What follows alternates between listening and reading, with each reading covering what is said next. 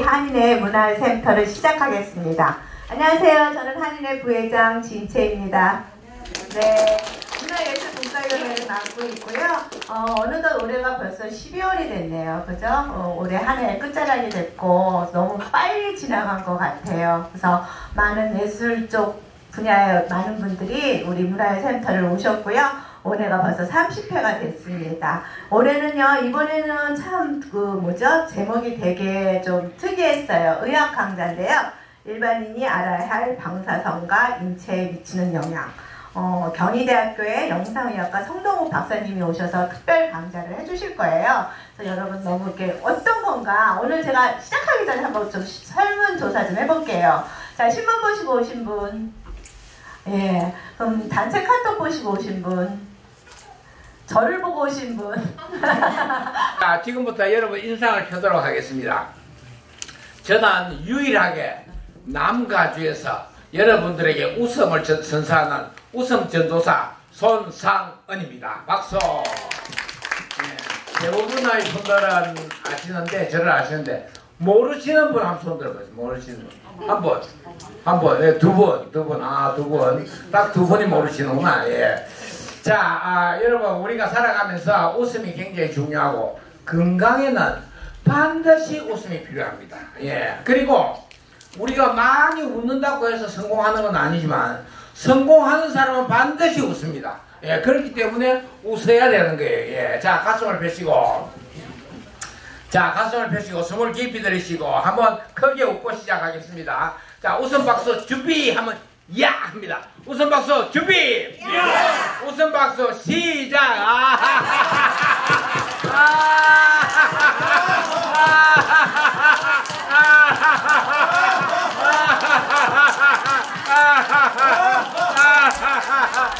네, 정말 잘하십니다. 자, 이제 인사를 하겠습니다. 옆에 계신 분 서로 눈을 마주치고 한번 쳐다보세요. 두 분이서 예, 쳐다보세요. 우리 의사님은 저를 보시면 되고 서로 보시면서 인사를 합니다. 당신을 보니 기분이 좋아요. 자, 또 따라합니다. 당신을 보니 마음이 행복해요.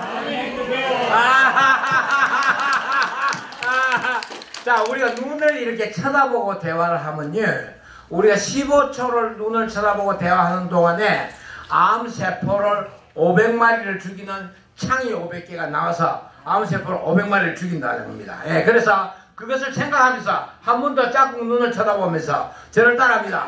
당신을 보니 살맛이 나요.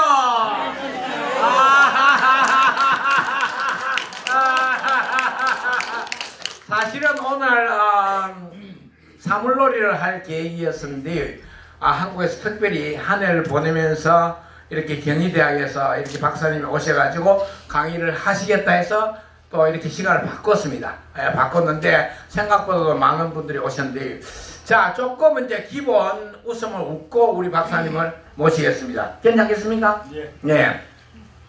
자, 우선 웃음이 건강에 굉장히 좋습니다. 그래서 웃음을 운동으로 하는 방법을 잠깐 가르쳐 드리고 오늘 강의를 듣겠는데, 자, 웃음이 건강에 굉장히 좋은데 우리가 웃을 일이 별로 없는 거예요. 그래서 웃음에 대한 생각을 바꿉니다. 어떻게 바꾸냐면 웃음을 운동으로 생각해요. 운동. 예. 그래서 다 같이 손을 드시고 저를 따라합니다. 생각을 바꾸자.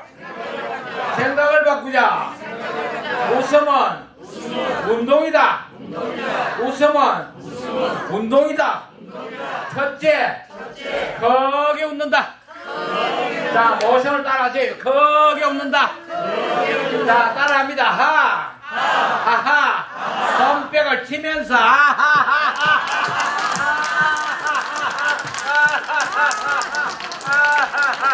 네, 크게 웃을 때에 우리 몸에 있는 통증도 사라질 뿐만 아니라 자신감이 생깁니다. 자, 또 따라합니다. 첫째, 크게 웃는다. 둘째, 길게 웃는다. 15초를 크게 길게 웃으면은 우리 몸의 암세포하고 싸우는 내추럴 킬러 세포에 창이 500개가 나와서 15초 만에 우리도 모르게 생기는 암세포 500마리를 죽입니다. 예, 저를 따라합니다. 하,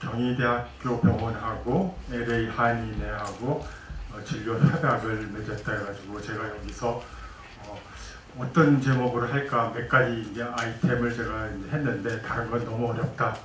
일반인들이 알기 쉬운 거는 이 제목이다 이렇게 말씀하셔가지고 제가 이 강의를 하게 됐고 이 강의를 하게 돼서 굉장히 영광입니다. 여러분을 만나뵈서 굉장히 반갑고요.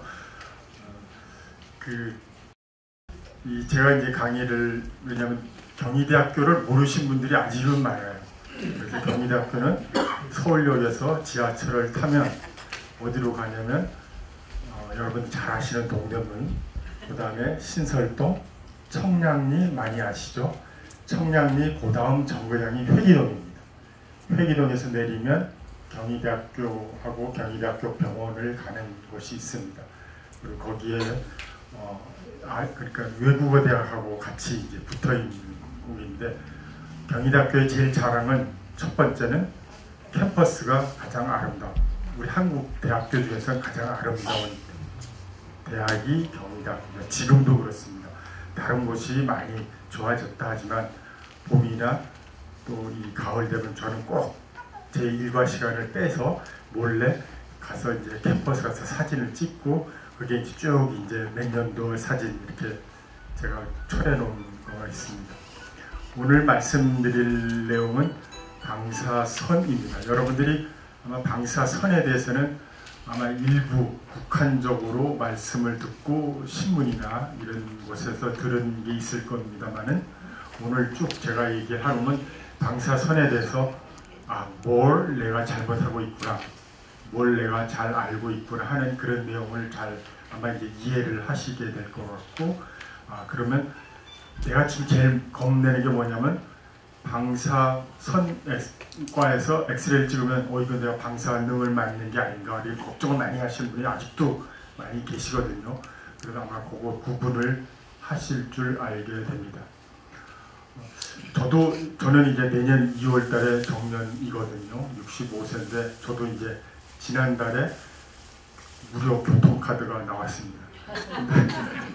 저는 굉장히 많이 걱정을 했어요. 왜냐하면 우리자면 서울 지하철이 적자다 해가지고 이제는 무료 지하철권을 없애버리자.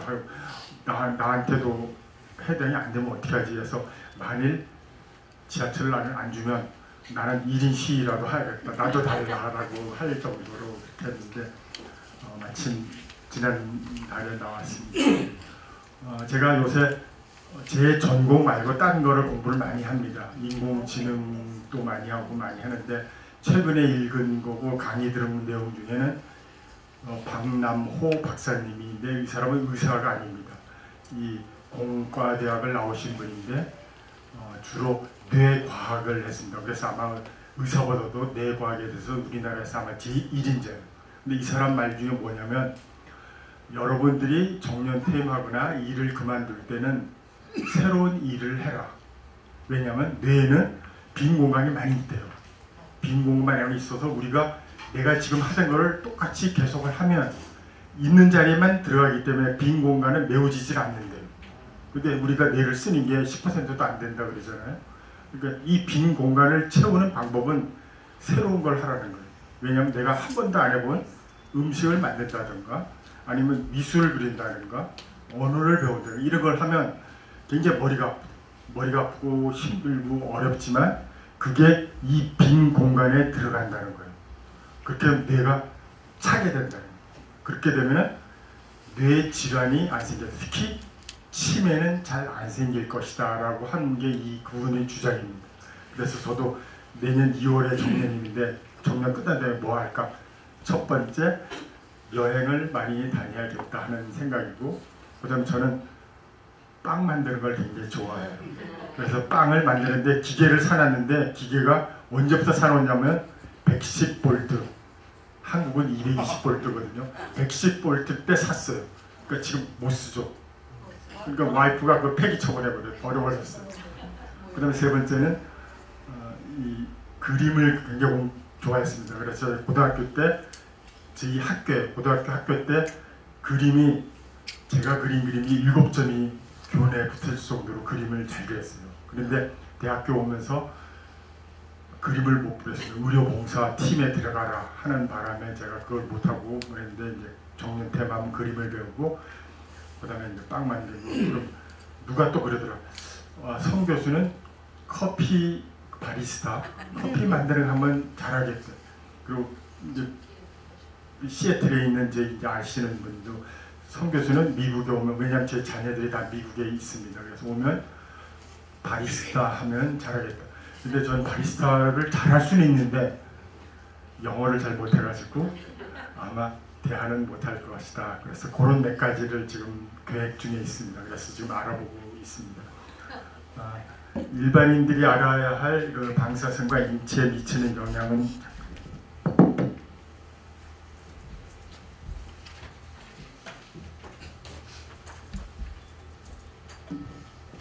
이 내용은 굉장히 조금 이제 상식적인 면에서는 조금 수준이 높고요. 의학적인 면에서는 가능하면 제가 의학적인 건 빼고 여러분들이 알 수 있는 내용만 얘기를 하겠습니다. 그래서 1시간 정도 하고 혹시 더 갈 수도 있고 그 다음에 질문을 받도록 하겠습니다. 그래서 방사선이라는 게 뭐냐, 엑스레이를 찍는다는 게 이게 과연 뭔가, 그 다음에 왜 이 방사선에 대해서 그럼 이렇게 말하고 이런 말들이 나오고, 이게 한국에서도 이 방사선에 대한 강의, 의과대학이나 인턴 레지던트 교육이 이 방사선 교육이 없습니다. 그래서 이런 게 왜 하고 왜 관리가 이렇게 필요한가. 그 다음에 방사선하고 방사능하고 다르거든요. 근데 여기에 대해서 아시는 분들이 없어요.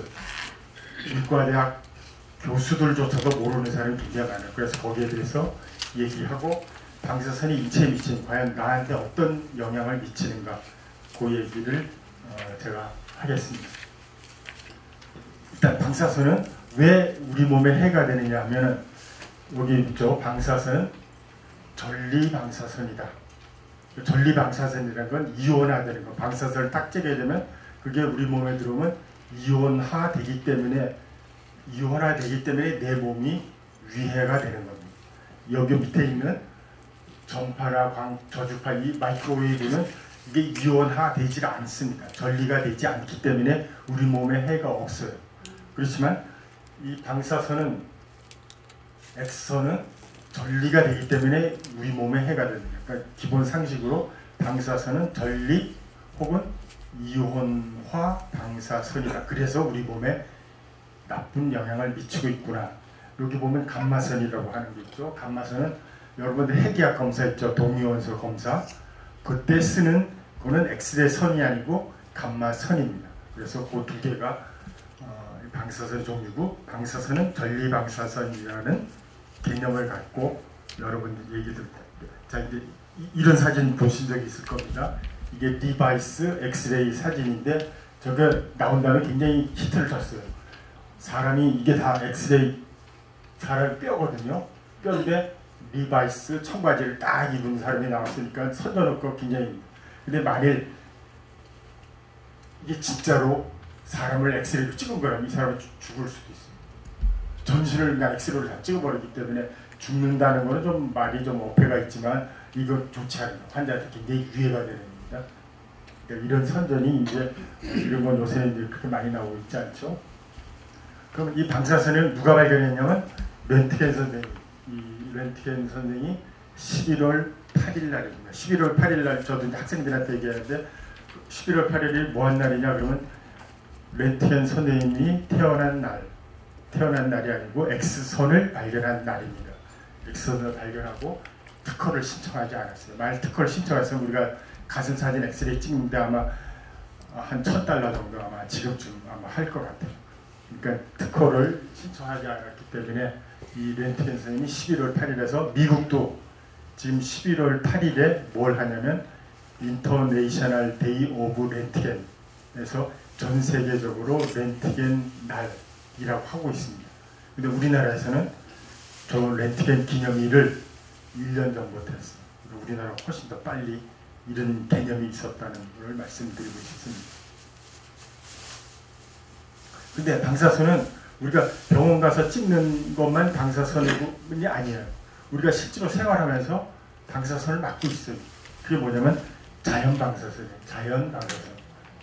그러니까 우리가 엑스레이 맞고 걱정하시는 분들이 나는 엑스레이 맞았는데 나중에 10년 후에 암이 발생하지 않을까 이렇게 걱정하시는 분들은 이 자연방사선, 내가 엑스레이를 찍지 않아도 자연방사선에 이런 거를 받고 있습니다. 이 자연방사선은 뭐냐면 우리가 생활하면서 저절로 방사선을 맞고 있는 거예요. 그게 뭐냐면 라돈가스, 우리가 호흡하면서 라돈가스, 특히 지하실에 저런 라돈가스가 많이 있는 것도 있죠. 그 다음에 우리가 흙 같은데 흙하고 우리 생활을 하고 있지 않습니까? 그 다음에 우주선, 우리가 비행기 타고 미국, 한국 왔다 갔다 하고 있죠. 그런 거. 그 다음에 먹는 음식에도 우리가 방사선이 있습니다. 그러니까 저게 방사선하고 우리는 항상 떼어낼 수가 없습니다. 그래서 저게 자연 방사선이라고 가끔 이제 농담 삼아 너는 그것도 모르니 지구를 떠나거라. 그런데 지구를 떠나도 방사선을 맞고 있습니다. 왜냐하면 우주에도 방사선이 많이 있기 때문에. 그래서 우리가 자연 방사선이 있습니다. 우리가 병원에서 엑스레이 찍는 거는 의료용 요거죠. 인공 방사선이라고 해요. 그러니까 우리는 항상 인공 방사선이 있고 자연 방사선 두 개가 있습니다. 인공 방사선 우리가 인공적으로 막 찍는 거고, 자연 방사선은 우리가 자연적으로 저절로 내가 맞기 싫어도 맞는 거가 자연 방사선입니다. 근데 이 자연 방사선하고 인공 방사를 보면 자연 방사선이 과거에는 훨씬 많았어요. 그러니까 예를 들어서 인공 방사선으로 우리가 5개를 엑스레이를 찍으면 실제로 생활하면서는 한 15개, 20개의 인공 방사선을 맞고 있는 거예요. 자, 여기도 보면 이게 이제 자연 방사선인데 여기에 이제 라돈이 제일 많습니다. 우리가 공기 호흡을 하면서 라돈이 제일 많고 그 위에 이제 음식도 있고 이렇습니다. 여기를 보면 여기 여러분들 안 보이죠? 돌침대를 1년 동안 그 생활하면 얼마가 되냐면 이 사람은 1mSv. 그러니까 우리가 일반인이 엑스레이를 맞을 확률하고 같은 거예요. 그러니까 돌침대를 갖다 10년을 살았다 그러면 내가 10년 동안 엑스레이를 받고 있는 거예요. 여러분 그건 잘 모르셨죠? 여기도 보면 여기 보면 라돈 침대 같은 거 많이 있죠. 라돈 가스 이런 거하고 우리 생활하면서도 우리가 방사선을 맞고 있다. 항공 승무원 같은 경우는 이 우주로 다뤄도는 북극으로 많이 가리죠. 왜? 적도로 가면 방사선을 덜 맞습니다. 근데 북극으로 가면 방사선을 훨씬 많이 맞아요. 왜냐하면 북극에 남극에 방사선 자기가 세기 때문에. 근데 적도로 가면 안 맞는데 적도로 가면 시간이 많이 걸리죠. 서울에서 부산 오는데 10시간이면 오는데 로스앤젤레스 이건 10몇 시간 오니까 비행기 그 연료도 많이 들고 그러니까 북극으로 가는 거예요. 그러니까 이 스튜어디스나 항공사분들은 이 항공승무원은 상당히 많이 맞고 있어요. 우리나라 직업 중에서 가장 엑스레이를 많이 받는 사람은 항공사 직원이라고 보면 됩니다. 근데 우리가 땅에서도 방사선을 맞는다 그랬죠. 여기 보면은 한국 같은 데는 이런 충북 성지사 같은 경우는 1년에 맞는 게 4.85 정도입니다.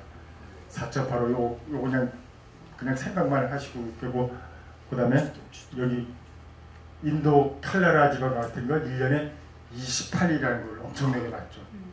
근데 저게 내가 엑스레이 한 번도 안 찍었어. 근데 땅에서 저걸 맞고 있으니까 예를 들어서 내가 CT를 찍으면 우리가 CT를 찍으면 예를 들어서 이제 복부 CT를 찍으면 얼마가 나오냐면 이게 얼마가 나오냐면 10 나옵니다. 복부 CT를 찍으면 10mSv가 나오는데 이 사람은 여기 사는 사람들은 복부 CT를 3번 찍는 거랑 똑같은 거죠. 나는 엑스레이 한 번도 안 찍었는데 엑스레이 이렇게 방사선을 맞고 있는 거예요. 그러면 방사선이 문제가 된다면 저 사람들 동네는 암 발생이 굉장히 많아야죠. 왜냐면 거기 사는 사람이니까 저렇게 나는 CT도 한 번도 안 찍었는데 CT를 3번씩이나 찍는 걸로 돼 있으니까 땅에서 맞으니까 그분들이 다른 데하고 비교해 보면 그쪽에 사는 사람들이 암 발생이 훨씬 많아야 되는데 전혀 그렇지 않은 거죠. 그러니까 그 말을 딸리 돌려보면 내가 CT 한 서너 번 해도 내가 암이 걸리지 않는다. 그런 얘기하고 같은 겁니다. 그러니까 예를 들어서 브라질의 가리바시 같은 경우는 어떤 방사능 물질이 나오냐면 토리움이라고 하는 겁니다. 이건 온열 효과인데 여기에 사는 사람들이 다른 지역하고 비교해가지고 그런 암 발생률이 높지 않다. 걱정 안 해도 된다는 것이죠. 자, 이제 왜 그런 방사선 검사를 하는데 우리가 관리를 잘 해야 되느냐. 방사선은 해롭답니다. 방사선은 해로울 수도 있다. 해로울지도 모른다가 아니고 해롭다예요. 발암 물질이에요. 그러니까 여기 보면 WHO 국제암약회 유해 물질 그룹 1이에요. 그룹 1은 발암 물질이에요. 근데 방사선 검사를 해야죠. 방사선 검사를 왜 하냐면 아까도 어떤 분이 얘기를 하셨는데 내가 아프기 때문에 그 병을 진단하고 치료하기 위해서 방사선 검사를 하고 있거든요. 예를 들어서 심심풀이 땅콩으로 야 우리 애들하고 같이 병원 가서 오늘은 엑스레이 찍자 이런 사람 한 명도 없습니다. 그럴 필요도 없죠. 내가 아프기 때문에 엑스레이를 찍는 거거든요. 그러니까 그 방사선 검사는 필요한 겁니다. 그게 이득이에요. 내가 엑스레이를 찍고 CT를 찍음으로써 내 병을 진단하는 게 이득이죠. 이득인데 이 방사선 해롭기 때문에 피해입니다. 그러면 이득을 높이고 피해는 줄이죠. 근데 이득은 정해져 있어요. 그리고 피해를 우리가 줄이는 방법밖에 없죠. 피해를. 그러니까 우리가 방사선 검사할 때 가능하면 이 관리를 잘 해가지고 그 피해를 그러니까 해롭다는 것을 줄이는 것이 이익을 높이는 방법 중에 합니다. 그러니까 방사선에 하면 여기 있죠. 암 발생합니다. 요새는 엄청나게 방사선 검사가 많아졌어요. 여러 병원 가면 모든 검사를 다 합니다. 모든 검사, CT도 하고 초음파도 하고 MR도 하고 다 해버리죠. 그러니까 특히 또 젊은 나이에 방사선을 합니다. 예를 들어서 폐렴이 과거에는 CT를 안 했어요. 저도 제가 레지던트 할 때 폐렴 환자를 CT를 했다 그러면 제 지도교수 노 교수님한테 야단 맞아요. 너는 어떻게 사람이 그럴 수 있느냐. 폐렴인데 어떻게 CT를 하느냐. 라고 욕을 1시간 내내 먹었는데 지금은 아니에요. 지금은 암이 폐렴처럼 보이는 경우가 상당히 많기 때문에 폐렴도 치료했는데 안 나으면 CT를 하는 수밖에 없어요. 그러니까 그 건수가 엄청나게 많이 늘은 거죠. 특히 어린애들은 가야만 엑스레이 찍지 말라고 하는데도 불구하고 지금 모든 전 세계에서는 소아 환자에도 엑스레이를 많이 찍기 때문에 또 여성에서 발생한 여성은 남성하고 비교했을 때 방사선에 대한 감수성이 높습니다. 감수성이 높다는 말은 피해가 더 잘 생길 수 있다는 것이기 때문에 우리가 주의를 해야 됩니다. 이건 이제 암 발생하는 거고 우리가 양을 많이 받으면 백내장, 탈모, 또 피부가 빨갛게 되는 경우가 있습니다. 과거에는 예에서 뇌동맥류, 꽈리라고 그랬죠. 꽈리가 있으면 어느 신경외과 선생님이 수술을 제일 잘하는가 막 찾아다니면서 선생님 내 꽈리 있는데 수술해 주세요 해가지고 그분이 수술합니다. 그래가지고 퇴원했다 하는데 지금은 그렇게 수술하는 사람이 없어요. 신경외과 선생님도 이런 중재 시술이라고 합니다. 중재 시술에도 여기 이쪽 혈관에다가 호스를 넣어가지고 코일이나 뭐 이런 걸 집어넣어가지고 꽈리 수술을 하는 거예요. 그걸 다 해버리기 때문에 이런 거 굉장히 많이 늘어났어요. 근데 이게 엑스레이가 많이 늘어나다 보니까 환자가 맞는 선량, 그 방사선 선량이 굉장히 많이 증가되어 버린 것이죠. 이런 얘기, 휴대전화도 보면 전자파의 암 유발 가능. 이건 뭐냐면 2B입니다. 2B는 아까 방사선은 발암 물질이라고 그랬죠. 2B는 암 유발 가능성이 있는 물질입니다. 휴대폰이죠. 근데 휴대폰을 보면은 그래서 2B로 되어 있는데 어린애하고 어른들하고 보면 어른들이 골 두께가 두껍죠. 그러면 이 전자파가 통과하는 게 어린애는 1.5배가 높습니다. 그러니까 어릴 때부터 전자파를 사용하는 것이 뇌 종양이 생길 확률도 높다고 합니다. 특히 1.5배 갖고 무슨 뭐 암이 생기냐 말도 안 돼. 뭐 이렇게 얘기하시는 분도 있는데 뭐냐면 어린이는 저런 전자파나 아니면 엑스레이에 대해서 감수성이 훨씬 높기 때문에 어린이는 더 주의해야 되는 거예요. 실제로 1.5배밖에 어른의 1.5배밖에 안 되지만 실제로 암 발생률이나 이걸 따져보면 한 3배 이상 되는 거죠. 그러니까 가능하면 저도 이 슬라이드를 보면서 어린애들한테 핸드폰을 사주지 말아라. 맨날 싸우고 해가지고 결국 질 때 얘가 집 나가려고 할 때 그때 핸드폰 딱 사주고 핸드폰만 사주는 게 아니라 이 이어폰을 끼고 하는 것이 훨씬 더 좋습니다. 왜냐면 저도 옛날에 고등학교 2학년 때 집을 나갔어요. 집을 나갔다가 갈 데가 없는 거예요. 갈 데가 없어 결국 근데 막 뚝배기 한 10시쯤 새벽 그러니까 점심때쯤 집을 나갔다가 저녁 때 들어오는데 이제 집에다 전화했더니 어머님이 용서해 줄게 빨리 돌아와. 그래서 돌아갔습니다. 그날이 뭐냐면 한강 철교가 물이 넘친 날이에요. 한강이 끊긴 날에 한강이 끊긴 날에 딱 2번 있었는데 첫 번째가 제가 고등학교 2학년 때인가 그래요. 2번째는 대학교가 막 그럴 때 같아요. 그래서 이 어린애들은 항상 조심을 해야 된다. 근데 디젤 배기가스는 전에는 2B였어요. 이 전자파하고 똑같았는데 올해부터 1급 발암물질로 바뀌었습니다. 그러니까 굉장히 이제 가능하면 이제 디젤 엔진의 차를 사용하지 말라고 그랬죠. 근데 본인들은 디젤 엔진 배기가스는 맞지 않잖아요. 차에 있기 때문에. 누가 피해를 보냐면 맨날 길거리에서 청소하시는 분들이나 교통경찰들은 피해를 보는 거죠. 그분들이 언젠가는 들고 이럴 거예요. 나도 좀 살려달라고 할 때가 올 것 같습니다. 그 다음에 반사대로 일하는 것. 이것도 암 발생 요인이 되는 거예요. 이건 뭐 2A 정도로 얘기하는데 아까 그 웃음 전도사님이 얘기했죠. 웃음이 가장 암을 죽이는 거라고 얘기를 했습니다. 저도 동감해요. 스트레스가 암의 원인입니다. 어떤 사람 똑같이 우리가 암이 발생해도 어떤 사람은 살아나고 어떤 사람은 나빠지는 경우가 있는데 그게 원인인 거죠. 저는 개인적으로 증명이 안 됐지만 스트레스입니다. 내가 얼마나 편하고 웃음을 하느냐에 따라서 암이 죽어버리고 암이 왜냐하면 처음부터 1cm짜리 1cm 암이 되려고 그러면 그 암이 10년이 걸린 겁니다.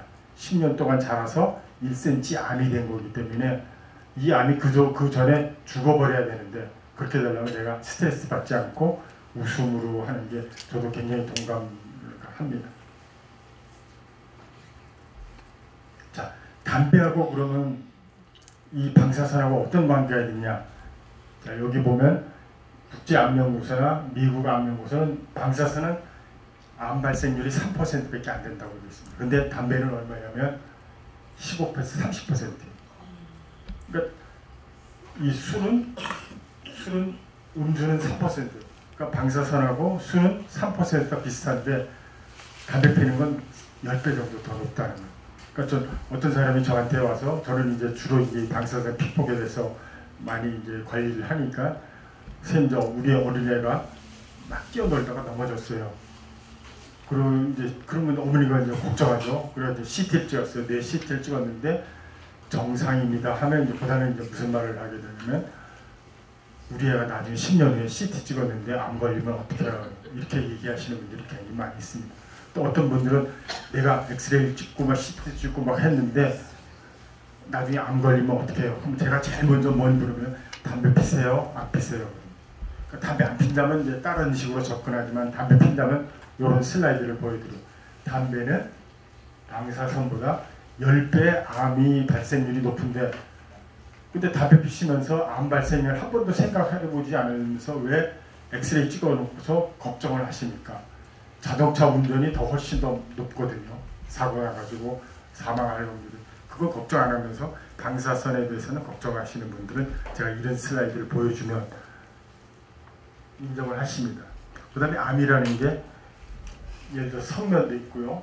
그 다음에 이 보면 드라이 클리닝 한 다음에 이제 여름 옷 다 드라이클닝 하면 이렇게 비닐이 씌워지잖아요. 그럼 그대로 해가지고 장수기에다 떡 집어버리는데 이분들을 하는 건 만일 벽에 안발생률이 아주 극히 적지만 이걸 비닐을 빼가지고 털은 다음에 다시 싸가지고 넣어주라. 그게 안발생률이나 이런 거 그게 흡입이 되겠죠. 그런 걸 줄이는 방법이다. 이렇게 말씀을 해주고 있습니다. 그래서 여기 보면 담배 한 갑 반 하루에 피신 분은 여러분 여기 혹시 그렇게 피신 분 계실지 모르겠지만 그분은 하루에 한 갑 피신 분은 1년 동안에 엑스레이 가슴 엑스레이 300장 찍는 사람 없죠. 그렇게 그거보다 훨씬 많다는 거예요. 그러니까 담배가 저는 담배하고 술하고 가끔 이제 저는 전공은 아니지만 하면 담배는 끊는 게 좋습니다. 술은 못 끊으면 한두 잔 정도 취하지도 않지만 드시기 그렇게 합니다. 근데 실제로 나쁜 거는 담배가 훨씬 나쁩니다. 자, 근데 왜 엑스레이가 이렇게 됐냐면 방사선 검사의 사용 빈도, 그러니까 미국 방사선 방호결과는 한 10년, 20년 사이에 검사 자체는 한 3배로 증가했어요. 그러니까 전에는 미국 토탈에 예를 들어서 10,000건의 엑스레이를 찍었다면 지금은 한 3만 건 찍는데 방사선 환자가 받는 방사선 피폭은 500배가 증가했어요. 엄청나게 많이 증가한 거죠. 그러니까 찍는 건수는 한 3배, 5배께 증가 안 했지만 실제로 방사선을 받는 우리 귀에는 훨씬 많아졌습니다. 엄청나게 많아진 거죠. 그 왜냐하면 아까 얘기했죠. 내과리인데 중재 시술을 다 해버리고 또 혈관에 무슨 막혔다. 그러면 과거에는 수술해가지고 뭐 이식하고 했는데 지금 그렇지 않습니다. 다 중재 시술을 해버리기 때문에 그 다음에 CT나 PET-CT 있죠. 이런 걸 많이 해버리기 때문에 이런 방사선 노출이 훨씬 우리가 많이 경험하게 됐다. 미국 같은 데로 봅니다. 평생에 5회 이상 CT를 하는 게 30, 그러니까 미국 전 인구, 제가 미국 인구가 몇 명인지 해가지고 오다 보니까 3억 3천이라고 그러더라고요. 그 중에 1억 1천이 5회 이상 CT 검사를 한 거예요. 근데 문제는 5%가 20일 내지 100번을 이상을 평생 동안에 검사해요. 왜냐하면 젊었을 때는 안 하잖아요. 나이 들어서 아무리 빨라도 뭐 다치지 않은 이상은 한 50대 이후부터 CT를 찍는데 100번을 찍었으니까 100번 찍어 놓으면은 1375mSv. 여러분들이 여기 다른 건 기억하지 마시고 요 100만 기억을 해주시면 됩니다. 100이 암 발생의 증거가 되는 거예요. 100을 넘었다 그러면 암 발생이 됐다고 과학적으로 증명이 됐습니다. 근데 100 이하는 증명이 안 됐어요. 근데 100 이하로 증명된 거는 그 옛날에 과거에 그 나가사키나 히로시마에 원자폭탄이 터뜨려졌을 때 그걸 근거로 해가지고 과학적으로 증명된 게 100입니다. 근데 이렇게 많은 사람들이 1000mSv 줬던 이 사람 안 발생해요. 어쩔 수가 없어요. 그러니까 여기 보면 미국도 보면 CT, 이게 CT 건수입니다. CT가 이렇게 오다가 극강 그냥 쫙 올라갑니다. CT가 그렇게 많아져 버렸어요. 미국이 CT를 하지 말자고 안 해주고 뭐 안 해줬는데도 불구하고 저렇게 많아졌다는 거죠. 미국이 실태고요. 우리나라 같은 경우는 어떠냐면 우리는 예를 들어 CT 찍으려면 모여가지고 CT를 찍을까 말까 이렇게 결정 안 해요. 그냥 선생님이 뇌래나 외과에서 이 사람 CT 하자고 딱 하면 우리는 하지 말자고 하더라도 CT가 벌써 찍은 게 우리한테 딱 와요. 판독해 주세요. 라고 올라오거든요. 그러니까 이런 분들이 방사선 위험에 대해서 전혀 모릅니다. 뭐가 얼마큼 나쁜지도 몰라. 그거 나중에 맨 끝에 제가 사진을 보여드립니다. 그래서 이 국제방사선 방어위원회 같은 경우는 1년에 저렇게 엑스레이 많이 찍어서 1,500명 정도가 더 저것 때문에 엑스레이 때문에 암이 발생할 수 있다라고 저건 통계적으로 나옵니다. 실제로 그렇지는 않아요. 통계적으로 표현을 한 것뿐인 것이지 그리고 실제로 불필요한 검사도 안 해도 되는 검사가 한 50% 된다. 자, 이거 보세요. 아까 자연방사선하고 인공방사선이 있다고 했죠. 이제 여기 뭐 유엔 방사선 영향이나 그런 미국 방사선에는 자연방사선이 2.4 정도 그래서 의료 방사선이 굉장히 적었어요. 옛날에는 뭐 6분의 1밖에 안 됐는데 지금은 의료 방사선이 자연 방사선하고 비슷하거나 더 높아졌어요. 그 뭘 말하냐면 그만큼 사람들이 엑스레이를 많이 찍는다는 소리죠. 그러니까 이렇게 봐요. 미국도 보면 80년, 2000년도 보면 이 0.53에서 3.0, 3.1 이렇게 급격하게 증가됩니다. 그러니까 사람들이 엑스레이를 많이 받으니까 엑스레이에 대해서 우리가 더 주의를 해야 되고 관리를 해야 되고 그렇게 해야 된다는 게 여기 이제 근거가 되는 거죠. 우리나라는 어떨까? 우리나라도 이 CT 건수가 뭐 1년 전, 2년 전하고 비교해보면 50 내지 60% 증가해요. 특히 문재인 케어가 됨으로써 의료보험이 다 돼버립니다. 여러분들 미국에서 CT를 찍으려고 얼마 정도 되나? 한 10,000불 정도 되죠. 저가 얼마 내냐면 10만 원 냅니다. 10만 원을 1,000불 내는 거예요. 1,000불 내는 거예요. 그러니까 엄청나게 차이가 많이 나는 거예요. 그러니까 어떤 분들은 한국에 예를 들어서 한국에 나왔다가 거기서 건강검진을 하고 들어가는 것이 훨씬 더 싸다 이렇게 얘기하시는 분도 많이 있습니다. 제 주위에도 그런 분들이 많이 있어요. 그러니까 이렇게 CT 건수니까 CT 금액은 너무 많아가지고 아예 보고도 안 해요. 너무 사람들이 이상하게 생각할까봐요. 우리나라도 미국처럼 엄청나게 CT 건수가 늘어났다. 그러니까 이런 신문에서도 이런 게 나오죠. 건강검진 하다가 없던 병도 생긴다. 그런 식으로 나오고 그 다음에 건강검진 CT 촬영하는데 방사 피폭이 너무 많이 나온다.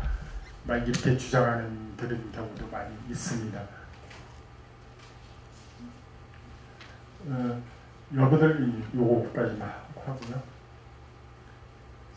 자, 건강검진 이게 이제 A 종합병원 같은 경우에서 건강검진합니다. 이 건강검진이라는 거는 내가 지금 증상이 없어요. 증상이 없는데 혹시나 해서 우리가 병원 가서 여러 가지로 쭉 검사해가지고 병이 있는가 없는가.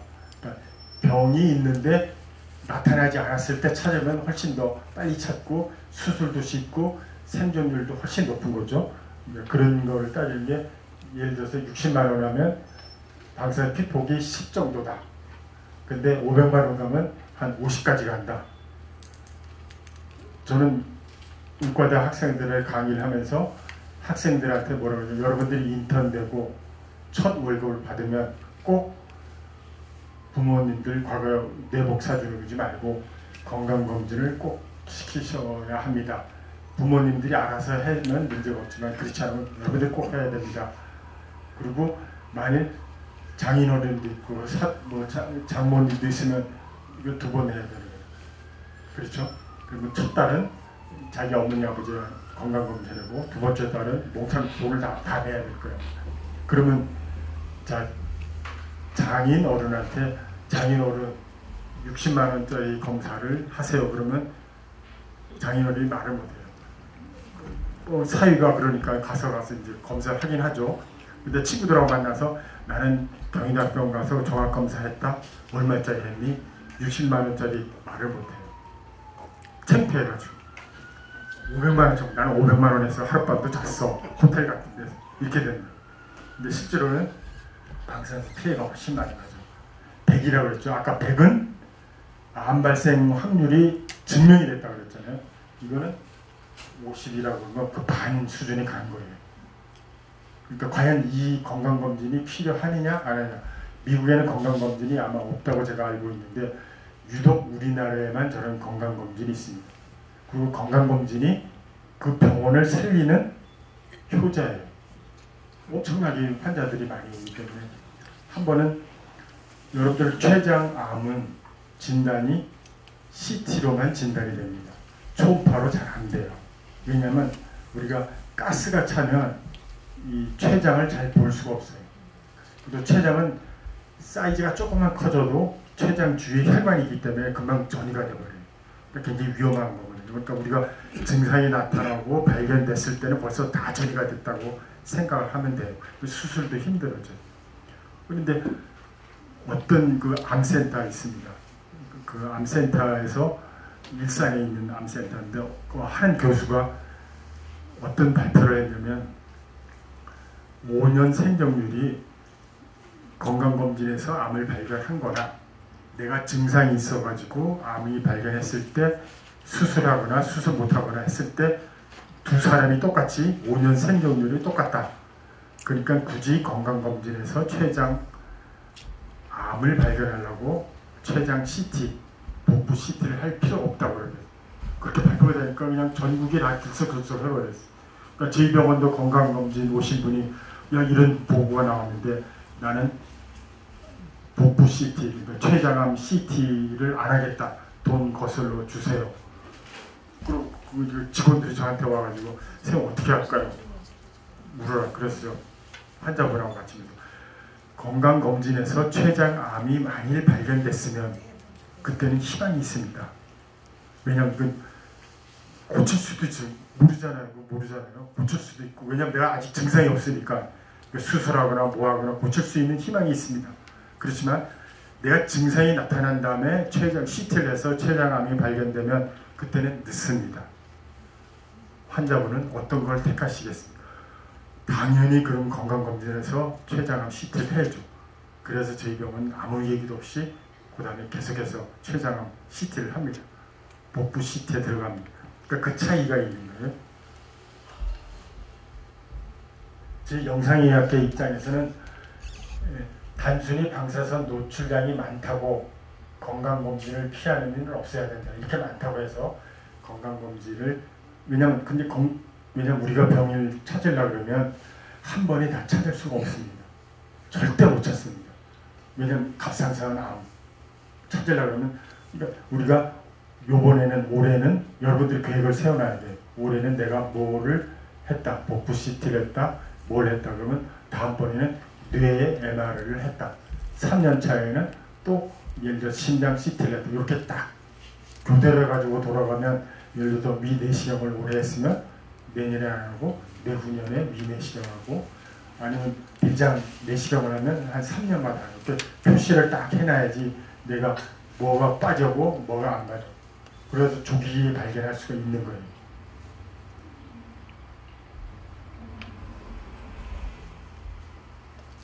자, 이 슬라이드가 오늘의 제일 하이라이트입니다.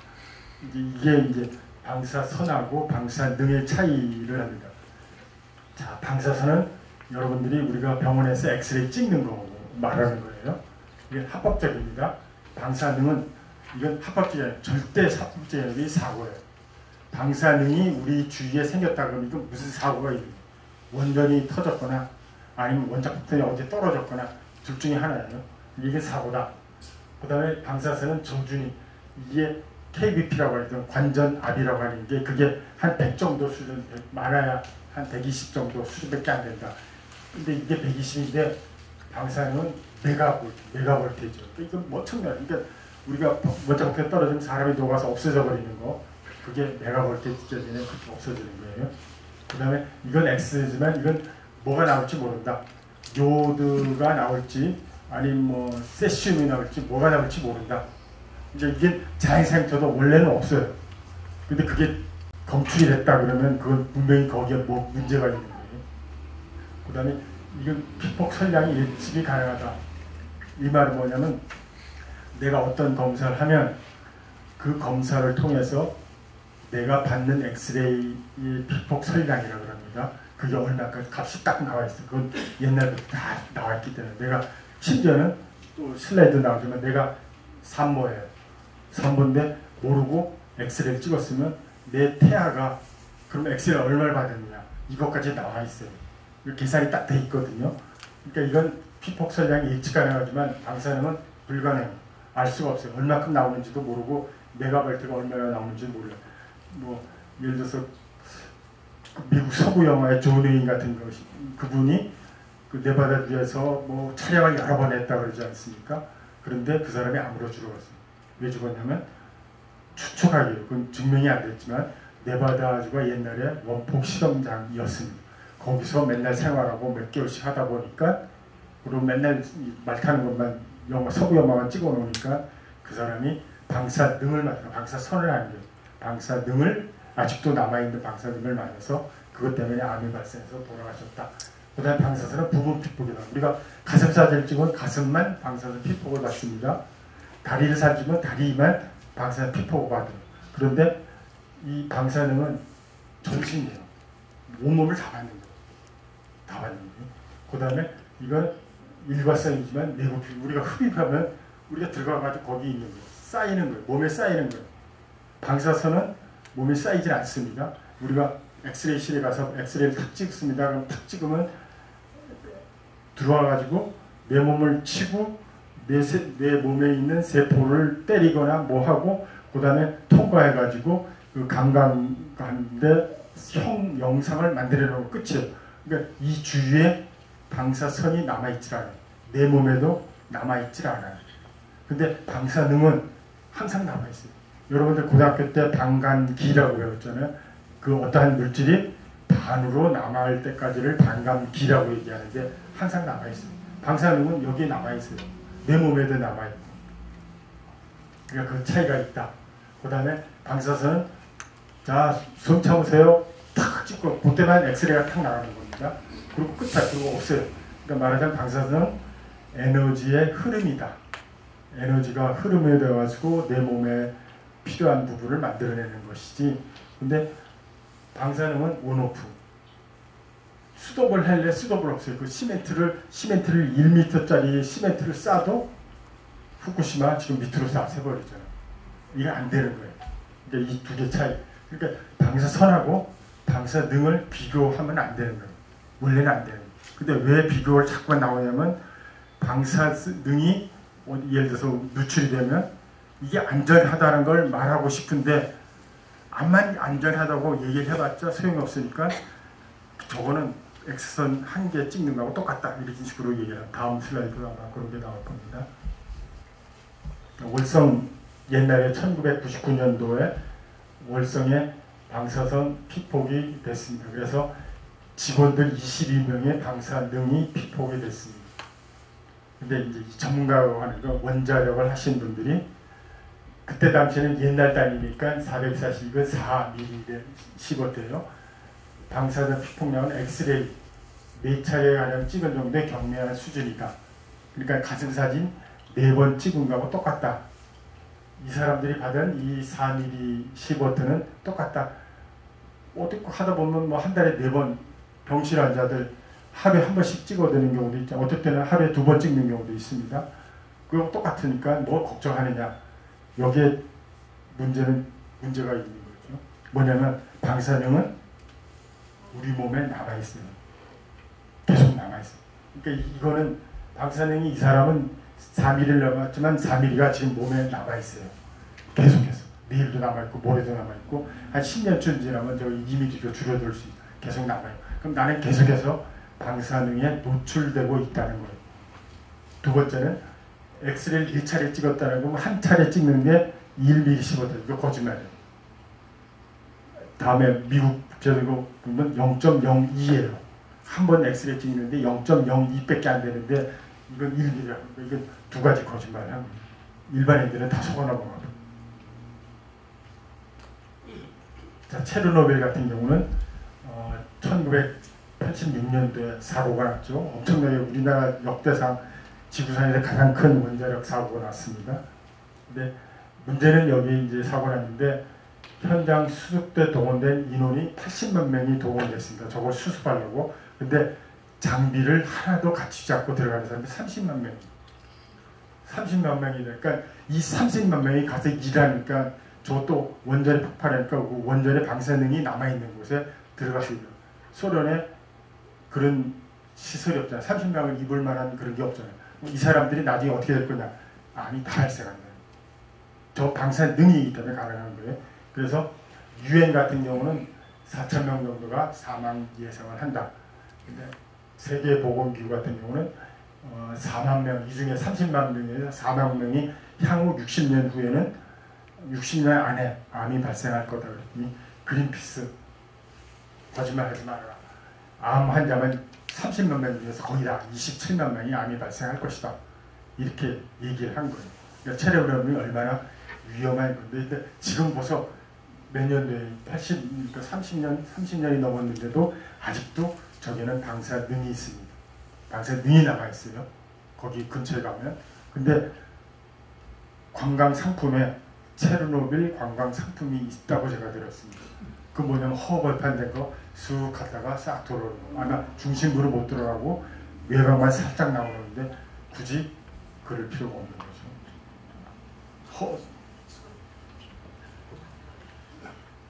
그래서 이때 당시 체르노빌은 지렁이가 사람만큼 큰고 이런 식으로 다리도 이렇게 이런 사람들이 상당히 많이 발생을 했습니다. 자, 이제 2011년도는 일본의 후쿠시마에 원전이 폭파했죠. 제1원전 폭발로 벽과 지붕 붕괴를 했다. 자, 그러면 바람이 어디로 부느냐면 여기서 일로 붑니다. 대부분 바람이. 그러니까 후쿠시마는 이쪽 해안선 있죠. 그럼 일로 이렇게 넘어가요. 바다를 향해서 그 방사능이 쫙 퍼집니다. 한 바퀴 돌겠죠, 지구를. 그러면 이제 반대쪽으로 이쪽으로 가는 것도 있죠. 근데 이쪽으로 바람 영향 때문에 그렇게 많지 않습니다. 이 당시 후쿠시마의 원전이 터질 때 급작스럽게 일본 사람들이 여행이 증가했어요. 왜 그랬을까요? 자기네 나라에 살면서 이 방사능 피해를 받지 않으려고. 근데 어디로 도망가냐면 이렇게 가고 이렇게 가는 걸 갔더니 프랑스 파리예요. 그래서 프랑스 파리로 일본 사람들이 이 당시에 관광을 많이 갔다 하는 그런 얘기도 있습니다. 또 한 가지는 이제 태평양을 건너서 옵니다. 로스앤젤레스 오죠. 캘리포니아 옵니다. 저 올 때쯤에서 여러분들 아마 경험이 있을지 모릅니다. 캘리포니아에 그 요오드 약 흡입을 그 섭취를 방해하는 약이 있어요. 뭐 K-요오드라고 하는 약이 있는데 그게 완전히 없어져. 그냥 그 뭐라 그러냐, 다 팔려버리고 없어져 버려요. 근데 효과가 없어요. 아마 그 지금도 그 약을 갖고 계신 분이 있어요. 그때 먹지도 못하시고. 근데 약이 뭐냐면 이 약은 예를 들어서 저 아요단이 이제 쫙 이제 방사능이 올 때 내가 그때 먹어야 됩니다. 한두 시간 정도까지는 그게 효과가 있지 시간이 5시간, 6시간이면 효과가 없습니다. 그러니까 의미가 없는 거죠. 근데 저게 여기서부터 여기까지 쫙 계속 오기 때문에 언제 얘가 캘리포니아 올지 몰라요. 그러니까 언제 이 약을 먹을지 모르기 때문에 사기만 하고 사재기만 하고 먹지도 않고 여러분들 그래서 타미프루 약 집에도 아직 갖고 계신 분 있을 거예요. 언제 내가 쓸지 모르고 준비를 해놓고. 자, 근데 이제 저런 말이 나오죠. 일본 후쿠시마에서 나온 생선이 방사선에 오염이 됐으니까, 방사능에 오염이 됐으니까 먹지 말자. 일본에도 수치를 높여버렸습니다. 그러면 신문에서 이제 이렇게 나왔습니다. 자, 요오드 같은 경우는 반감기가 8일밖에 안 되지만 세슘 같은 경우는 반감기가 30년. 그러면 세슘 같은 경우는 30년이 지나야지 그 반 정도 없어지는 거예요. 이런 식으로 이제 설명을 해놓으니까 30년이라니까 앞으로 30년 동안 일본 후쿠시마 근처에서 나오는 고기를 먹지 말자라는 말이 나오는 거죠. 자, 후쿠시마 4년이고 벌써 몇 년 지났죠. 어린이 갑상선 암이 급증했다라고 뉴스가 나오고 실제로 이 근처에 후쿠시마 근처에 다른 데 비교했을 때 30대에서 40대의 어린애들 갑상선 암이 많이 발생했습니다. 왜냐하면 갑상선은 다른 몸에 비해서 방사선의 감수성이 높습니다. 그러니까 변화가 잘 되는 거죠. 갑상선, 유방, 또 생식기 이런 부분은 방사선이 굉장히 노출하고 변화가 잘 되기 때문에 우리가 엑스레이 찍을 때 우리가 이렇게 방어해주는 이유도 바로 그겁니다. 그래서 근데 일본 사람들은 특기가 죽으면 죽었지 남한테 얘기를 안 해요. 그렇죠. 그래서 이 사람들이 여기에 나온 가만히 놔두면 그걸 먹는 사람들은 다른 것보다 사망률이 높으니까 거기서 나오는 쌀, 음식, 고기 이런 걸 미국이 일본 전체에 다 퍼뜨리는 거예요. 다 퍼뜨려가지고 그걸 먹어서 다른 사람이 암이 생겨도 평균적으로 똑같아지니까 봐봐라. 후쿠시마에서 난 먹어서 똑같다. 다른 차이가 없다. 이걸 주장하는 거예요. 근데 이게 문제는 뭐냐면 쌀값이 이 동네에서 나오는 쌀값이 보통 나오는 쌀값의 10분의 1이에요. 그러니까 그 우리 한국 사람이 똑같이 다른데 도쿄에서 사면 10,000원 주고 살 거 후쿠시마에서 나오는 쌀을 사면 1,000원밖에 안 되니까 그걸 사요. 막 수입을 해가지고 뭘 만드냐면 삼각김밥을 만듭니다. 이게 소문입니다.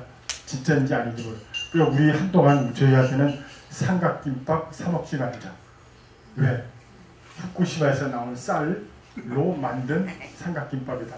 그래서 저도 당분간 안 먹었어요. 아침에 저 출근할 때 가끔 먹는데 안 먹다가 이제 이 나이에 이제 암 걸려도 뭐 소용없지 먹고는 있습니다만 하여튼 이렇게 자 여러분이 아마 신문에도 본 적이 있습니다. 노원구에 방사선 아스팔트가 있다. 이건 뭐냐면 할아버지가 이 방사능 측정기구가 그렇게 비싸지 않아요. 돈도 있고 하시니까 그걸 하나 사가지고 자기 손자 손녀 쫓아다니면서 방사선 측정을 한 거예요. 측정을 해봤더니 노원구 아스팔트 위에서 삐삐삐삐 소리 나는 거예요. 그래서 이게 뭐냐? 그래가지고 환경부에도 얘기하고 그 다음에 탈핵하는 단체에다가 얘기를 했더니 조사 나온 거예요. 조사 나왔더니 이 아스팔트에 방사능이에요. 좀 계속 나오는 거예요. 방사선은 아니에요. 방사능이 나오니까 노원구에서 그냥 급작스럽게 다 철거를 그랬어요. 근데 문제는 철거해가지고 어디다 갖다 놓으면 저 한적한 곳에다 쌓아놨습니다. 그러면 여기도 계속해서 나오죠. 똑같이 나와요. 여기 나온 것만큼 똑같이 나오고 문제는 여기에는 이제 사람들이 별로 안 다니고 차만 다니니까 더 이상 이제 언론에서 얘기가 없었습니다. 주방 이마트에서도 중국산 이 식기 걸어놓은 데가 방사능이 발견됐다. 이 얘기가 나옵니다. 그래서 저것도 한동안 이제 폐기 처리하고 저희 경희대학병원 같은 경우는 여러분들이 이제 공유원서 검사할 때 뼈 검사하는 게 있습니다. 뼈 검사하려고 그러면 주사를 맞고 1시간에서 2시간 후에 다시 동의원서실 가서 엑스레이 찍고 이제 뼈 검사를 하거든요. 그럼 그 1시간 동안 뭐예요? 예를 들어서 주사 맞고 여기 앉아서 기다리세요 하면 심심하니까 이 사람이 돌아다니고 저희 병원에 뭐 세븐일레븐 같은 게 있으니까 막 이렇게 돌아다니다가 이제 빵도 사 먹고 뭐도 사 먹는데 어떤 사람이 마침 이게 있었나 봐요. 그러니까 자기 옆에 있는 사람이 딱 왔는데 삐삐삐 소리 나니까 이게 뭐야? 당신 방사능 갖고 있어? 그래도 이걸 병원장한테 고소를 해버려요. 그러니까 병원장이 딱 보니까 이게 그거거든요. 그래 그다음부터는 동의원실을 문을 닫아버렸어요. 그래도 주사 맞고 나돌아다니지 못하려고 그렇게 해버려요. 그런 경우도 있어요. 그 사람이 막 떠들어대면 더 아마 심각한 문제가. 그 다음에 이 주사 맞고 난 다음에 이제 뼈 검사를 했습니다. 근데 방사능이죠. 물론 관감기가 굉장히 짧아요. 한 24시간에 다 빠지는데 그러면 이 사람이 이제 검사를 한 원스톱 해가지고 초음파를 검사를 해요. 그럼 초음파 하시는 분은 이 환자가 방사능을 갖고 있는 환자가 바로 옆에서 초음파 하잖아요. 그럼 내가 맞는 거예요. 그러니까 영상의학과 선생님이 나는 이 사람들에게 초음파 검사를 안 하겠다. 그렇게 되버려요. 그래서 아산병원 같은 경우는 그 현대 아산병원 같은 경우는 동의검사를 한 사람은 당일날 초음파 검사를 안 한다. 이렇게 되버렸어요. 그러니까 그런 에피소드도 있었습니다. 자, 중국 같은 경우는 어떻게 보세요? 우리 한국이고 중국은 이렇게 지금 원전이 세워져 있고 또 세우려고 계획한 것이 엄청나게 많습니다. 일본은 이때 하더라도 아까 바람 타고 다 일로 간다 그랬죠. 우리 한국에 영향을 안 미칩니다. 근데 중국은 만약 여기에 원전이 삐걱하다 그러면 그게 다 어디로 올 거예요? 한국에 며칠 만에 오냐면 하루 내지 3일 만이면 한국에 다 와요. 이게 어디로 다 오냐면 이게 이제 이쪽 자리에도 지진층이 있지만 여기 대만역에도 이게 지진이 발생하면 여기에 원전이 망가져버리면 한국에 다 오거든요. 우리는 아무것도 죄가 없고 아무것도 한 거 없으면서 그냥 중국이 하나가 삐걱하는 바람에 우리는 그냥 방사능을 다 그냥 어디 갈 데도 없어요. 왜 그러냐면 중국은 제대로 만들지 않아요. 요새는 좀 낫지만 전에 한번 신문에 그게 나온 거였습니다. 중국에서 100층짜리 건물 짓는데 한 달 걸린다고. 이게 말이 돼요?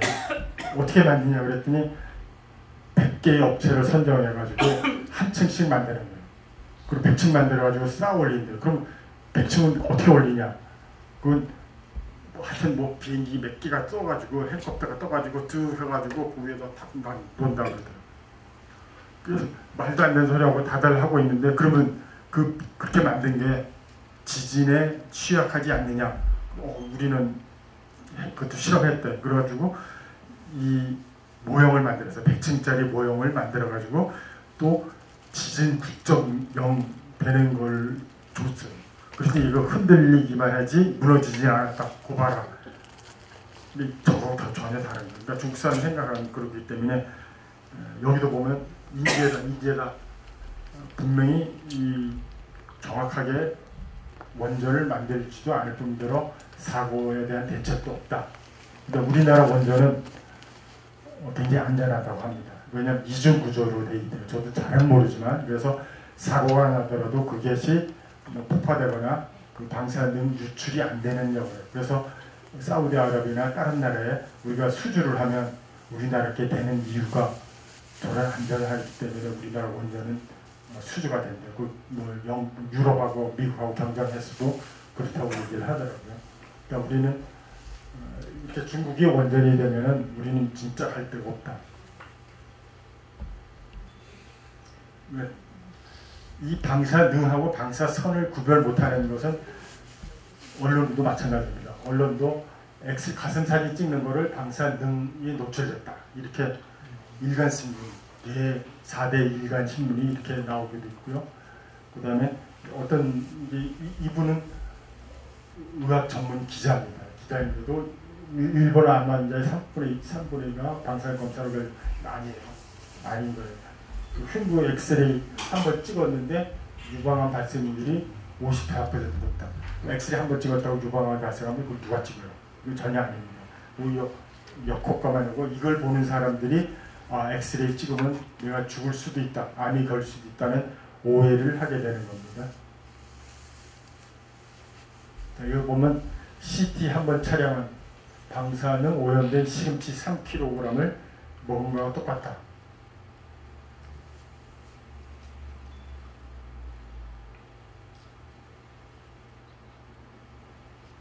자, 여기 보면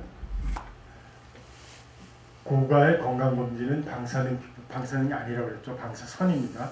방사선이 좀 용량이 많았다 뿐이지 한복을 한다. 그 다음에 보면 방사능에 오염된 우유를 5년 마시거나 오염된 시금치를 15년 동안 꾸준히 먹었을 때 몸속에 쌓이는 저런 걸 먹으면 몸속에 쌓여요. 당연히 쌓이죠. 근데 CT를 검사한다고 해서 몸에 쌓이지는 않죠. 아까는 쌓이지 않는다고 그랬죠. 없어진다고 그랬죠. 우리 이 주위에도 없다고 그랬습니까?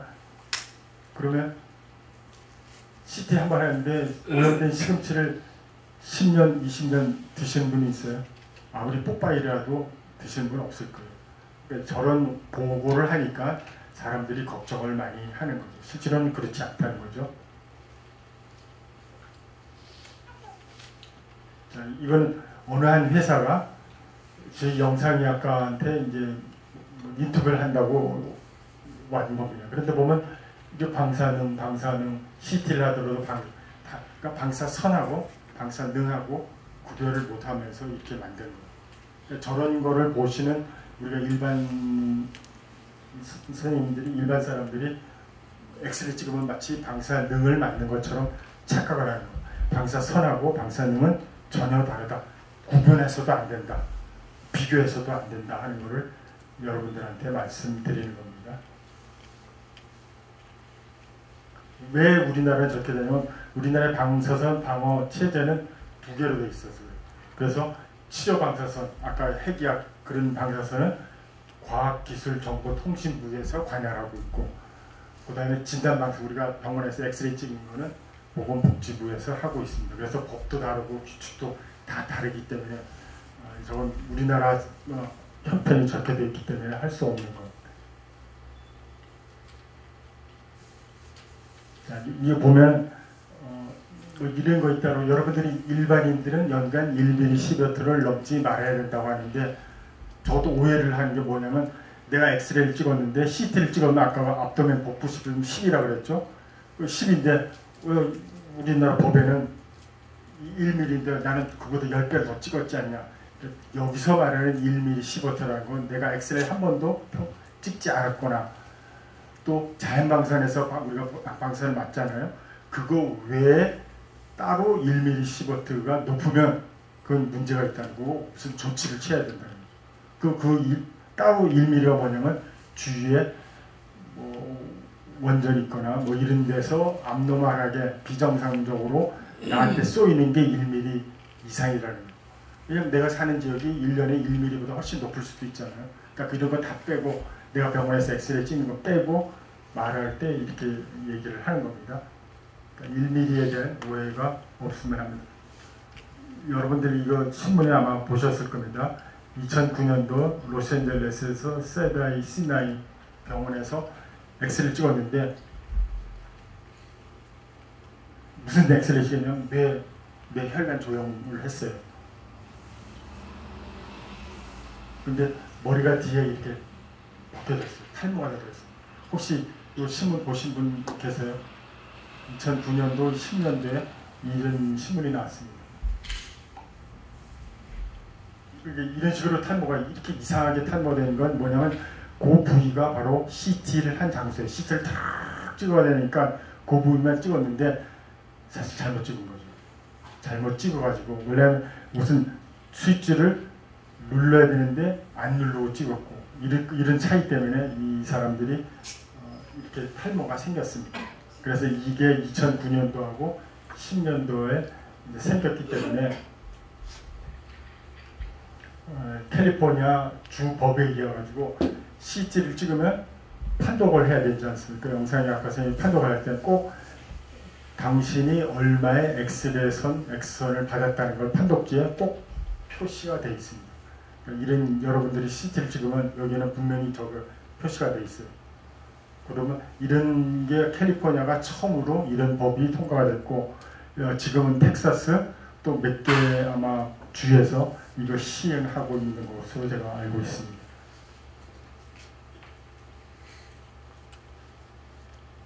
우리나라는 어떨까요? 여기 보면 건강검진 여기 보면 15세입니다. 15세가 중3 정도 돼요. 중3이 몇 명이냐면 50만 명입니다. 50만 명이 엑스레이를 다 찍어요. 이거 문제가 있는 거예요. 중3만 찍는 게 아니라 고2 때면 또 60만 명이 다 찍어요. 엑스레이. 체스트 가슴 사진을 찍어요. 왜 찍냐면 결핵을 찾기 위해서 찍어요. 그러면 이 중에서 아무리 우리가 엑스레이를 안전하다 하더라도 어떤 사람은 엑스레이에 대해서 상당히 예민한 사람도 있을 거예요. 그 사람들은 이 엑스레이 때문에 나중에 문제가 될 수도 있는 거예요. 우리가 탈핵이나 반핵한 사람들은 후쿠시마에서 나오는 음식물을 생선을 먹지 말자 그러거든요. 왜냐하면 우리가 그게 오염됐다는 걸 알면서 그걸 우리가 먹어서 몸에 해롭지 않다는 걸 알아요. 근데 일부러 해롭지 않다고 해서 그 방사선에 오염된 음식을 먹을 필요가 있을까요? 없죠. 그러면 안 먹는 게 낫다고. 마찬가지로 이 어린애들한테 특히 어린애들은 아까 감수성이 높다 그랬는데 저런 검사를 할 필요가 없는 거예요. 그러니까 우리가 계속해서 주장을 했는데도 이거 누가 담당하냐면 교육부에서요. 교육부에서 우리 말 듣지도 않아요. 계속해서 지금도 이제 다행히 우리나라 인구가 줄어들잖아요. 제가 이거 할 때만 해도 중3이 50만 명이었는데 지금은 아마 중3이 한 40만 명 아직도 찍고 있어요. 엄청 어떻게 찍는지 한번 보여드릴게요. 여러분들 이런 경험 있을 거예요. 줄 쭉 서가지고 버스 안에 타고 그 다음에 버스 안에 사진 찍는 자료는 문을 다 닫고 찍어야 되는데 문 열고 찍고 여기는 엑스레이가 이제 앞에서부터 이렇게 뒤로 나갑니다. 근데 만약 차는 덜렁덜렁 하니까 초점이 안 맞을 수가 있죠. 덜렁덜렁 하니까 한국 가니까 만약 엑스레이 빔이 여기서 여기로 딱 가야 되는데 일로 딱 가면 이 사람 눈에 정통으로 맞아요. 근데 왜 저렇게 문을 열고 찍냐면 앞에 사람이 찍는 걸 보시고 똑같이 하세요라고 해서 문을 열어놓는 겁니다. 이것도 마찬가지로 이게 앞 사람 보고 이렇게 하라고 하고 한 번에 저 전화를 받았어요. 중앙일보 아마 했는데 버스 안에 8명 학생들인데 8명이 버스 안에 타고 있는데 왜냐면 한 사람이 찍으면 또 찍고 찍고 하니까 빨리 찍기 위해서 이렇게 버스 안에 8명 있고 버스 계단에도 서 있고 저한테 전화 온 게 우리나라 법에 버스 안에 몇 명까지 앉아서 서 있을 수 있느냐 그런 법은 없습니다. 그러니까 이런 식으로 우리나라 실태도 마찬가지인 거죠. 자, 미국이 봅니다. 미국은 FDA에서 흉부 촬영과 과학 촬영, 그러니까 체스트 PAR이 0.01이라고 되어 있습니다. 가슴 사진 하나 찍을 때 환자가 받는 선량은 0.02, 굉장히 적죠. 근데 CT, 복부 CT를 하면 얼마냐면 10이요, 10. 10이면 가슴 사진 한 장 찍는 거에 500장을 찍는 거하고 똑같아요. 그러면 가슴 사진을 한 장 찍는 것보다 배, 복부 사진 찍는 게 500배나 더 높아? 이렇게 높으면 큰일 났네. 어떻게 하지? 이게 아니고 이렇게 500배를 찍었다 하더라도 아무 문제가 없다. 하물며 가슴 사진 한 장 찍는 것 같고 호들갑 뜰 필요 없다. 무시해도 된다 하는 걸 표시하기 위해서 이걸 씁니다. 그러니까 가슴 사진 한 장 찍는 거하고 복부 CT는 500배 차이가 나지만 이것도 문제가 없는데 이런 건 하물며 문제도 안 된다. 가슴 사진 한 장 찍는 거 갖고 문제가 되지 않을까 걱정하지 마십시오 하는 게 되는 거죠. 자, 그럼 요거는 기본 개념으로 여러분들 알고 계시는 게 방사선 물질이 우리 몸에 이제 들어오면 공기 중에 떠다니죠. 공기 중에 떠다니는 걸 우리가 조사 설명, 이건 뭐냐면 비가 얼마 내리고 내가 방 안에서 비가 많이 내리는구나 나하고는 상관없어요. 근데 그게 내가 밖에 나가면 비를 맞죠. 그게 이제 내 몸에 방사능이 들어온다는 거죠. 방사능이 들어옵니다. 방사능이 물질의 흡수설량이라고 해요. 근데 내가 비를 맞았는데 아무렇지도 않으면 그 문제가 안 돼요. 근데 내가 비를 맞았고 난 다음에 그 다음날 기침하고 감기에 걸렸다. 그럼 뭐냐면 이게 유효설량. 이게 뭐냐면 X선을 우리가 방사능을 맞았을 때 내가 암이 걸릴 수 있느냐는 뭘 갖고 얘기를 하냐면 요 비를 맞아 감기 걸릴 확률을 얘기를 하는 거예요. 그러니까 저도 학생들한테 얘기할 때 뭐라냐면 엑스레이를 찍으면 우리 방사능이 아니고 엑스레이를 찍으면 엑스레이를 내가 탁 찍으면 내 세포 한 개가 엑스레이를 보면 내 몸이 내 세포가 변합니다. 한 10도 변해요. 그다음 지나면 내 몸이 면역력이 있으니까 이 정상으로 돌아와요. 근데 또 한 번 또 탁 찍었다. 그럼 내가 저번에 맞았어. 괜찮아. 이런 세포도 있고 전에 맞았네. 이렇게 가는 애들도 있고 전에 맞았어. 이렇게 몸이 세포가 변하는 것도 있어요. 왜냐하면 그러니까 누적 설량이란 말이 납니다. 우리가 엑스레이를 많이 찍으면 세포는 정상으로 계속 있는 것도 있고 자꾸만 변해가지고 나중에 이게 세포가 암이 돼버리는 거예요. 이게 우리가 엑스레이를 많이 찍지 말자. 어떤 사람은 그래요. 그러면 1년에 몇 번 정도까지 CT를 찍을 수가 있네요. 근데 CT는 심심풀이 땅콩으로 찍는 게 아니라 내 몸이 아프기 때문에 찍는 거거든요. 그 다음에 내가 다시 CT를 찍으면 내가 얼마나 난가를 알기 위해서 CT를 찍는 거거든요. 그러니까 이건 그거 생각할 필요가 없는 거죠. 왜냐하면 내가 CT를 찍음으로써 이득이 훨씬 많기 때문에 위에서가 생각할 필요가 없는 거예요. 그런 개념이 있다는 거죠. 그러니까 아까 처음에 말씀하신 것처럼 내가 스트레스가 없으면 이렇게 갔다 하더라도 이게 다시 돌아온다. 저는 그걸 굉장히 중요하다고 생각합니다. 자, 그래서 이 유효설량이라고 하는 건 비를 맞았을 때 자, 그럼 인체에 받는 영향은 어떻게 되냐면 이제 두 가지로 생각해 볼 수 있습니다. 신체적 영향하고 유전적. 신체적 영향은 신체에 변화가 생기는 거예요. 빨갛게 변하고 탈모 생기고 백내장이 생기고 이런 게 신체의 변화고요. 만성 영향은 태아에 미친 영향, 암 발생하는 것도 만성 영향이고 이걸 다른 측면에서 접근을 한다 보면 결정적 영향하고 확률적 영향, 결정적 영향은 결정되어 나오고 확률적 영향은 걸릴 수도 있고 안 걸릴 수도 있고 하는 게 확률적 영향이고 그걸 잠깐 제가 설명을 드리면 그 다음에 여기 보면 레디에이션 호메시스라고 하는 게 있습니다. 이거는 엑스레이를 조금 맞으면 건강에 더 좋다. 그런 말하자면 와인을 매일 조금씩 마시면 건강에 좋다 하는 거 똑같은 말이에요. 이건 뭐냐면 이걸 주장하는 사람들은 발육도 초점되고 사망도 하고 수명도 인하고 번식도 증가된다라고 주장을 해요. 그러니까 엑스레이를 조금씩 심심풀이 땅콩으로 맞는 게 좋다라고 하는데 이거는 증명되지 않은 가설이기 때문에 이걸 할 필요가 없다.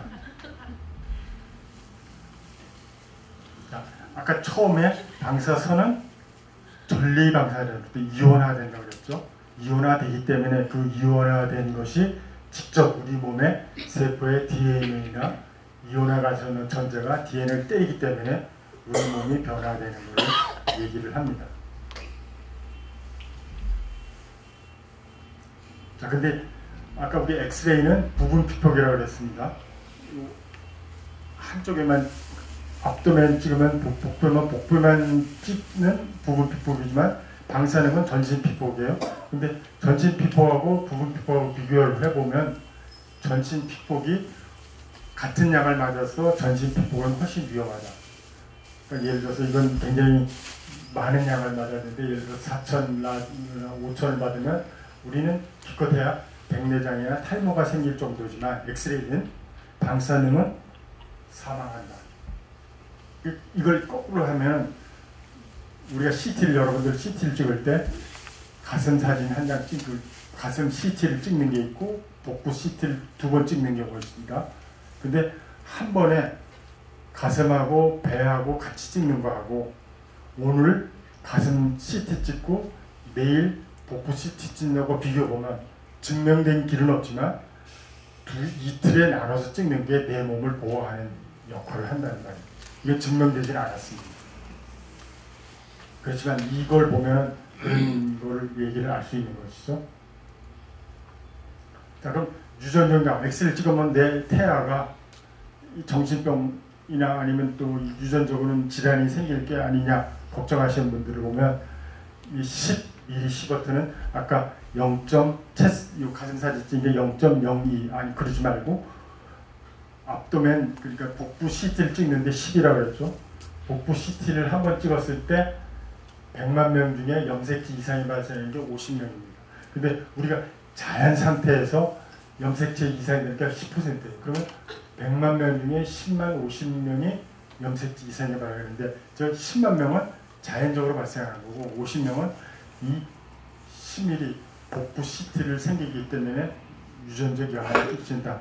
다른 말로 말하면 우리 엑스레이 찍는 것에서는 유전적 영향은 생각하지 않아도 된다. 라는 뜻으로 이 말을 드리죠. 자, 아까 결정적 영향이었죠. 결정적 영향이라는 건 피부에 이상이 생기는 겁니다. 피부에 이상이 생기고 많이 받으면 백내장도 생기고 탈모도 생기고 하는 거죠. 그러니까 이거 보면 일정량 이상 받으면 모두 나타난다. 많이 받을수록 변화. 근데 이런 발단 설명이 있습니다. 어느 정도까지는 안 생기다. 근데 예를 들어서 탈모를 하나 먹어요. 탈모는 예를 들어서 이게 한 3,000이다. 그럼 3,000까지는 안 생기고 그 후에 생기는 거죠. 그러니까 이게 발단 설량이다. 그러니까 우리가 적게 찍으면 우리 몸에 변화는 전혀 없습니다. 그 다음에 심각도는 설량이 많아가면 많을수록 아까 누적 설량도 오늘 받고 내일도 찍고 모레도 찍고 하면 설량이 많아지면 우리 몸에 문제가 생길 수가 있다. 그래서 이건 심각도하고 설량하고는 관계가 되는 게 결정적이고 결정이 되는 거예요. 무조건 많이 찍으면 엑스레이 많이 받으면 우리 몸에 변화가 온다. 확률적인 건 확률이에요. 확률이란 말은 뭐냐면 양에 관계없이 나타날 수도 있고 나타나지 않을 수도 있는 거예요. 그러니까 양이 증가하면 확률 증가하지만 이건 일단 설명이 없어요. 아주 적은 양이라도 암이 발생할 수 있고 아주 많은 양이라도 암이 발생할 수 않을 수도 있다는 거죠. 그러니까 심각도는 선량하고 어느 만큼 받느냐에 따라서 상관없다. 그러니까 이게 확률적이에요. 그러니까 확률은 저건 예측을 할 수가 없는 거예요. 누가 암이 발생하고 누가 암이 발생하지 않는지는 예측을 할 수가 없는 거죠. 임신 중에 그렇죠.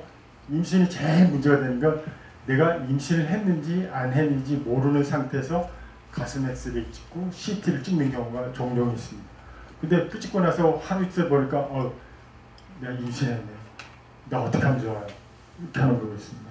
자 보면 착상 시기 8일까지는 이 태아가 엑스레이 많이 맞으면 죽어버립니다. 태아가 죽어버려요. 아니면 살던가. 그러니까 이건 중간에 변화가 없어요. 그러니까 죽거나 살거나 둘 중에 하나예요. 근데 8일부터 우리의 8주 그러니까 우리가 임신 초기 한 3개월까지 엑스레이 찍음 많이 받으면 선천 기형이 생길 수가 있다. 그 이후에 3개월 이후에는 많이 찍어도 별 문제가 안 되질 않는다. 그러면 아까 얘기한 대로 그러면 얼마큼 받는 게 과연 어떻게 할까? 아까 얘기했죠. X선은 심지어는 태아에 받는 용량까지 나와 있다. 그러니까 여기 보면 엄마가 가슴 사진 하나 찍으면 태아는 얼마가 될까? 거의 안 받는다. 제로다. 엄마가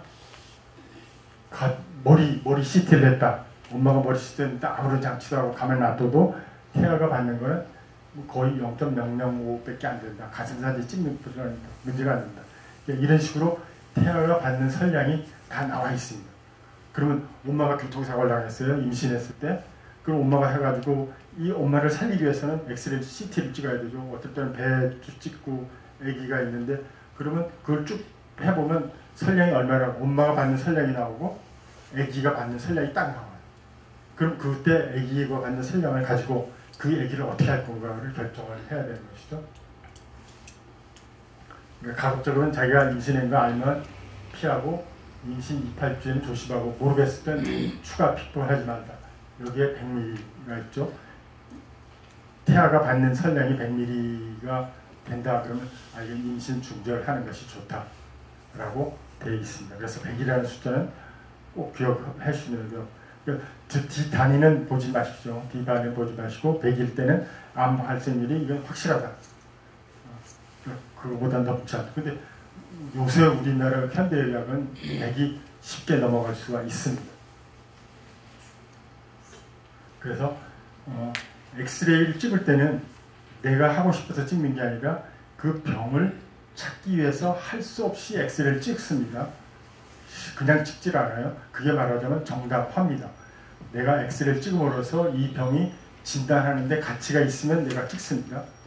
근데 엑스레이를 찍어도 진단하는 가치가 없으면 찍을 필요가 없죠. 예를 들어서 피부병이 잔뜩 났어요. 그래서 근데 입원했다고 체스트페이 가슴 사진 찍으세요. 의미가 없죠. 이거 안 찍어도 된다는 거죠. 피부병이 났는데. 물론 가슴에 피부병이 영향을 미칠 수가 있습니다. 폐에 어떤 영향을 미칠 수 있지만 그걸 보기 위한다는 건 모르지만 그렇지 않고 내가 입원했으니까 그냥 기본적으로 가슴 사진 찍는다. 이건 필요 없다는 거죠. 그래서 그 다음에 엑스레이 안 찍고 초음파나 MR은 X는 아닙니다. 그러니까 그걸 했어도 충분히 진단을 좀 가치가 있으면 그것만 하면 돼요. CT 할 필요 없죠. 예를 들어서 우리가 뇌에 피가 찼다 그러면 사실은 CT 훨씬 잘 찾습니다. 그렇지만 다른 게 있다 그러면 우리가 MR로해서 값어치가 있으면 MR로만 합니다. CT 할 필요가 없습니다. 근데 문제는 우리나라는 모든 걸 다 해요. 환자 보면 근전도 검사하죠. 초음파 검사하죠. 일반 엑스레이 막 찍죠. CT 하죠. 그 다음에 MR 하죠. PET-CT까지 해요. 다 해요. 근데 돈이 그냥 확 나가버립니다. 근데 문제는 이게 필요 없는 검사가 거기 많이 포함되는데도 불구하고 만일 그 환자가 문제가 되면 환자가 고소하잖아요. 나 이름이 고소했는데 그러면 예를 들어서 경기대학병원에서 뭐 했는데 경기대학병원에서는 MR을 안 했어요.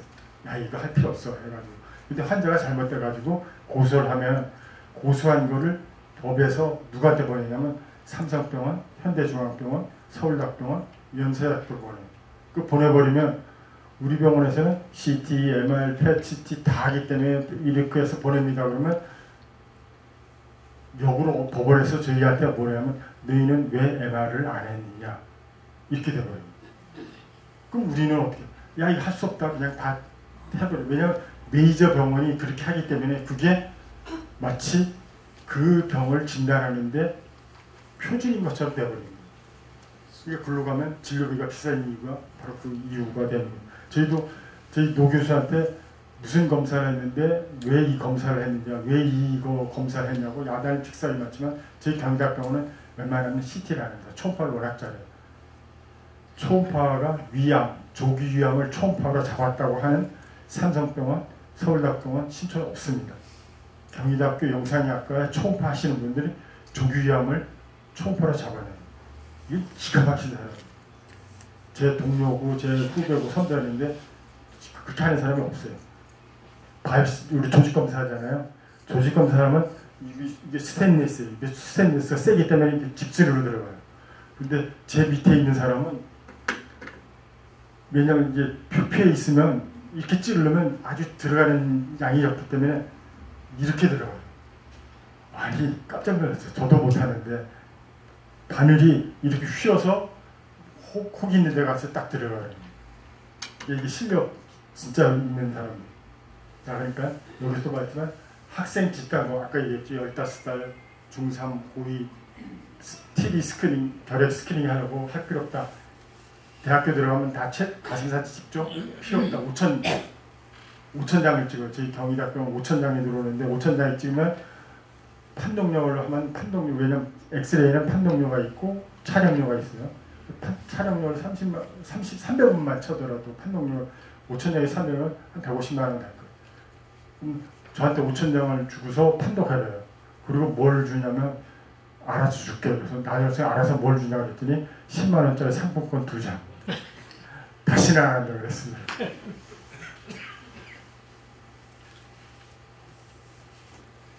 자, 이제 정당화라고 하는 거는 내가 엑스레이를 찍음으로 해서 과연 질병의 원인이 되는 걸 찾는 게 정당합니다.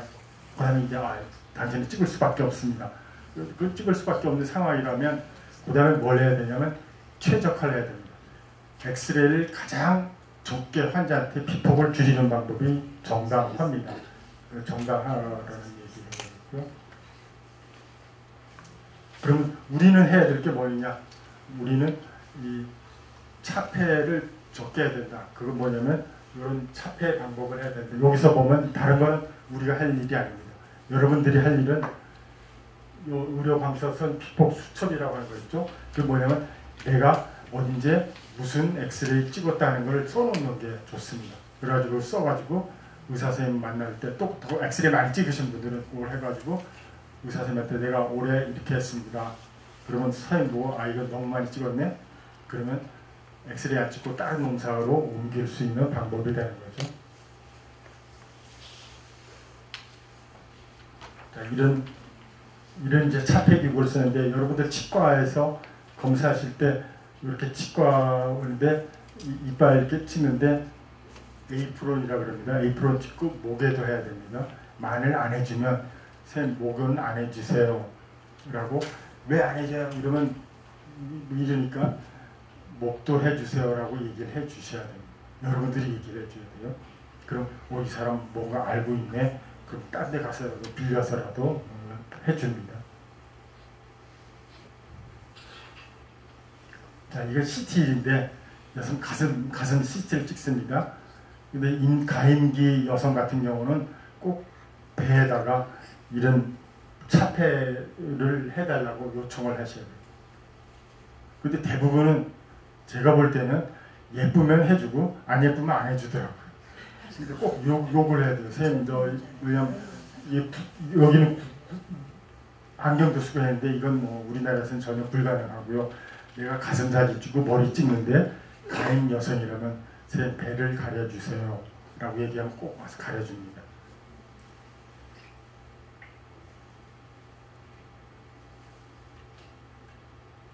이건 하나 저희 병원에 신기하고 재미있는 케이스. 열흘 만에 찍었습니다. 같은 사람이에요.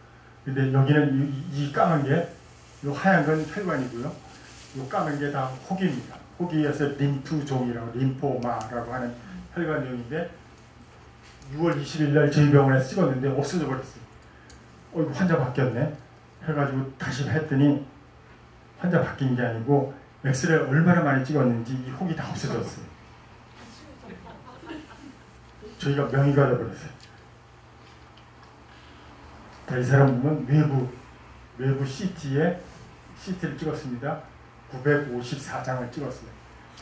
저 954장이라는 게 우리가 시크니스를 줄이면 뭐 1000장도 뭐 10,000장도 만들어낼 수 있지만 유절하게는 그렇게 만들지 않거든요. 그리고 이 시리즈도 보면 여기 시리즈가 7시리즈입니다. 보통 우리가 가슴 사진은 2시리즈만 찍는데 이 병원에서는 7개 시리즈를 찍어가지고 954장을 찍어 놓으니까 여기 보이던 혹들이 다 없어졌어요. 그러니까 림포마라고 하는 거는 엑스레이에 잘 듣습니다. 그래서 우리가 항암제 치료하고 방사선 치료를 하면 좋아지는데 이 사람은 엑스레이만 찍었는데 CT만 찍었는데도 다 좋아져 버렸어요.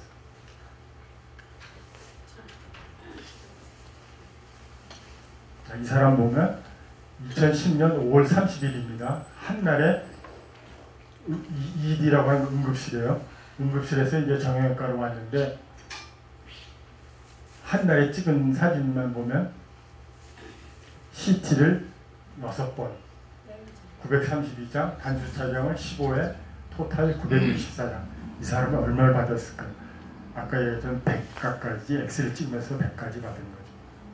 이 사람은 44세네요. 간기이기 때문에 애를 못 낳을 수도 있을 수도 있다. 그러니까 이런 거는 말하자면 정당화가 안 됐고 최적화가 안 돼 있는 거죠. 이것도 이제 류마티스 내과에 온 환자의 얘기입니다. 여기 보면 똑같은 날 이만큼 찍고 이렇게 찍었습니다. 근데 선생님한테 선생님 내가 어디 아프고요, 어디 아파요. 예, 그래 찍읍시다. 근데 가만히 엑스레이 찍다 보니까 이거 얘기를 안 했네. 목 아픈 걸 얘기 안 했네. 그래서 오후에 또 다시 선생님 만나서 선생님 목도 아파요. 정강이 아픈데 그래요? 찍읍시다. 해가지고 선생님이 오더를 낸 거예요.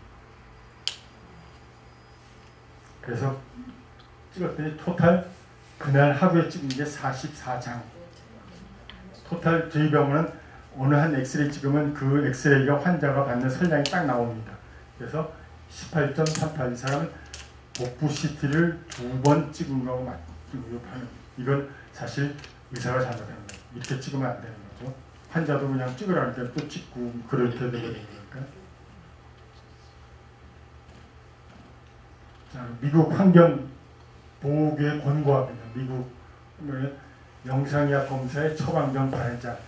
처방전을 발행은 안 하죠. 찍고도 못 찍죠. 우리나라는 내가 안 찍는다 해도 찍어버리니까 왜 안 찍어요? 와가지고 야단치니까 찍을 수밖에 없습니다. 결핵 스캐닝 흉부 촬영 제한하고 증상이 없는 35세 유방 촬영은 그만다. 그 다음 추적 검사는 조력으로 해서 예를 들어서 가슴 CT를 찍었는데 혹이 있어요. 그러면 그 혹의 숫자에 맞춰서 6개월 팔로우 합시다 라고 얘기하면 6개월에, 왜냐면 저는 가이드라인대로 판독을 하거든요. 근데 실제로 6개월 후에 들어오는 사람 한 명도 없어요. 1개월이나 많아야 길어야 2개월 만에 CT가 떡 들어와요. 근데 이거는 별로 잘 된 게 아닌 거죠. 그럼 우리 환자는 어떻게 하는가? FDA, 미국 FDA 원장은 어떤 검사는 어떻게 진단에 도움이 되는지 문의한다. 우리가 얘기를 해야 됩니다. 의사라고 얘기하고, 선생님 내가 이 CT를 직접 하셨는데 이 CT가 내 진단에 어떤 도움이 되는가요? 이걸 함으로써 뭘 발견하려고 하시는 건지 물어봐야 돼요. 분명히 물어봐야 됩니다. 한국 의사도 마찬가지고요. 그 다음에 선생님이 찍지 말자 하면 찍을 필요가 없는 거죠. 우리는 우리가 우겨가지고 의사들이 찍어야 되는 거죠. 그 다음에 또 한 가지는 차량 경력을 기록해 놓자. 아까 말씀드렸죠. 내가 언제 뭘 찍었다는 걸 꼭 갖고 있고, 그 다음에 올해는 무슨 검사를 하고 내년에는 무슨 검사를 할 거고 3년 후에는 뭘 검사할 건지를 꼭 기억을 해 두시하고 적어놔야 됩니다. 자, 이걸 보면은 이거 중재 시술이에요. 중재 시술하는데 이제 두 사람이 있고 간호사가 있고 레전트 선생님이 있고 스텝 선생님이 있습니다. 근데 자세히 보면 이건 가운이고요. 스텝 선생님만 목에다가 갑상선 보호대를 하고 있습니다. 이게 초창기예요. 왜냐면 이 기계를 사면 저 갑상선 보호대를 공짜로 하나 주니까 스텝 선생님만 목을 딱 해놔요. 제일 빨리 죽을 사람이 제일 몸 건강은 제일 먼저예요.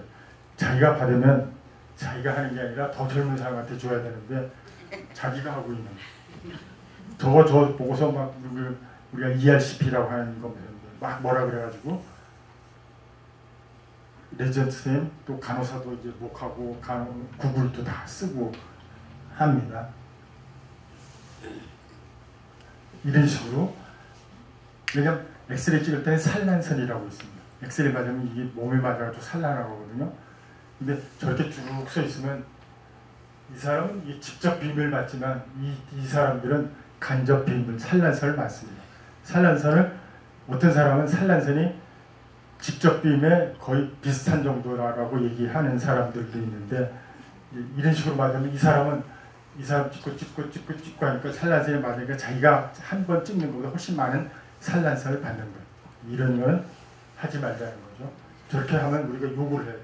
왜 이렇게 찍습니까? 한 명씩 들어가서 문 닫고 찍고 또 한 명 들어가서 찍어야 되죠. 이건 아까 나온 사진. 이건 빔이 잘못되면 이 사람이 직접 맞게 된다. 이런 거는 우리가 방지를 해야 됩니다. 사실 저런 것이 굉장히 많아요. 제가 2004년도부터 방사선 안전관리, 피폭관리를 해가지고 상당히 우리 국가적으로 많이 이제 향상이 돼서 저런 거는 없습니다. 그 옛날 얘기들이 거죠. 그래서 결론은 방사선 검사는 진단의학도 굉장히 중요해요. 우리가 심심풀이 땅콩으로 엑스레이 찍지 않는다. 질병을 찾기 위해서 찍으니까 이때는 꼭 이 검사가 내한테 필요하다는 거 꼭 정당화가 중요하고 그걸 꼭 물어봐야 되고 그 다음에 의사나 방사선 선생님이 엑스레이 선량을 줄이면서 찍어야 된다는 거고 그 다음에 이제 이런 안전관리가 필요하다. 그래서 병원에서 촬영하는 건 여러분이 겁먹지 말고 절대 방사능이 아니다. 우리가 복도를 걸어가면서 방사능이 나올까 걱정하는데 절대 없다. 그러니까 걱정하지 말고 여기에 검사에 임하면 되겠습니다. 마지막에는 이 로스앤젤레스 한의원 경희의료원 업무 협약에 아주 간단하게 말씀드립니다.